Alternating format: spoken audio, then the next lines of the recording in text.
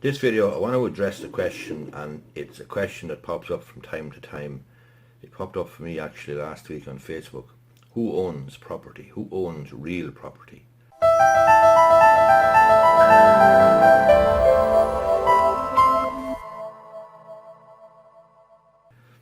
Last week on Facebook, a man posted a comment that I was promoting my book about buying or selling a house in Ireland, and the man left a comment saying that hopefully any house that you buy is not a repossessed house, because clearly the real owner is being deprived of it or whatever.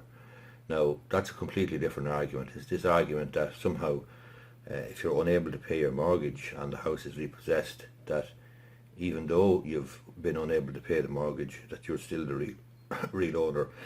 That's a difficult argument to sustain, but we'll leave that aside for the moment. The question that I'm going to ask or answer in this video is, who owns real property? And the answer is nobody. What you actually own in property is an interest in the property. So if you take, for example, the Stephen's Green shopping centre in Dublin, or Liffey Valley shopping centre, or any shopping centre up or down the country, or any village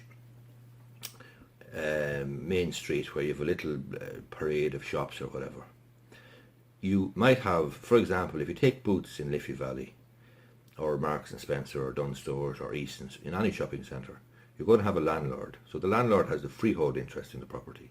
You're going to have a tenant. The tenant could be Easton's, it could be Boots, it could be whoever, it could be you.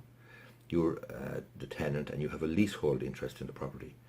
In turn, you could actually sublet or sublease that property with the consent of the landlord. So now there's a third person, there's a sub-tenant or a sub-lessee. So now there's three different parties with an interest in that property. So who owns the property? Clearly nobody owns it. Each of them has a distinct interest in it. So that's just, in answer to the question, I suppose, about the repossession of property. None of us really own property. All we own is an interest in property, and clearly we own that interest or have that interest on certain terms and conditions. Okay, hope you find it useful. Give it a thumbs up down below if you do, and you might subscribe on YouTube if you find it useful as well. I have a lot of videos on YouTube about various aspects of law in Ireland, and there's bound to be something there that I think you might find useful. Thanks for watching.